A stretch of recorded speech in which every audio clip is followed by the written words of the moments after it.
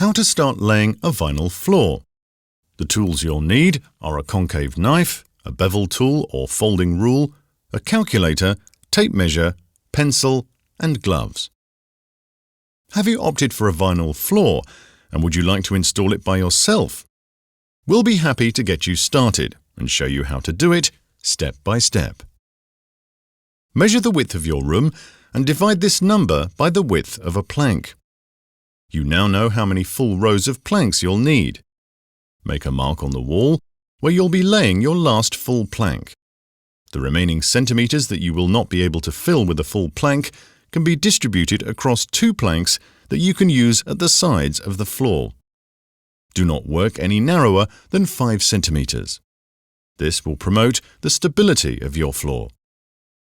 You're now ready to lay your underlay.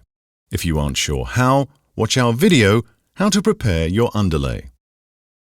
After you've installed the underlay, you can take the planks out of the packaging and mix up the various planks from the different boxes to avoid having too many identical patterns and color variations next to each other.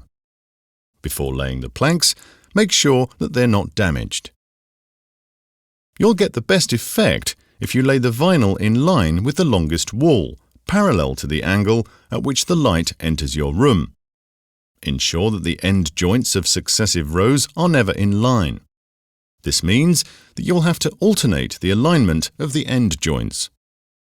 Make sure that the short joints of your planks always stagger by at least 30 centimeters. This will ensure a beautiful result. Considering that a wall is hardly ever entirely straight, it's better not to lay your first plank flush against a wall. Slot the first plank of the second row into the first plank of the first row. Lift the plank at an angle of 20 to 30 degrees and move it slightly up and down, exerting some forward pressure. This will help the planks click together perfectly. Don't forget to alternate the alignment of your end joints. Next, slot the third plank in horizontally. Keep your hand underneath the plank and lift it up slightly.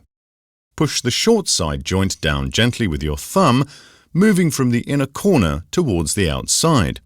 It's that easy. Once 3 full rows have been laid, you can work on top of your newly laid planks. This will be a lot easier. Check to see if all the joints are securely clicked into place. Press against them with your thumb to make sure. Next, let's get back to the wall to install the first row of planks here. Measure how much space has been left between the floor and the wall and make a mark on your planks to indicate the appropriate distance. Pro tip: for easy measuring, put a new row of planks exactly on top of the last one.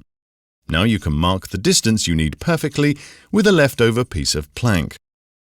Pro tip: always leave a gap of approximately 5 millimeters between the plank and the wall. This will give your floor the room it needs to expand, which will prevent it from warping in the event of big temperature differences. At the very end, you can finish the floor with narrower planks. Do you have a wall that is not entirely straight? Measure the deviation using a bevel tool and transfer the measurement by drawing it on your vinyl plank.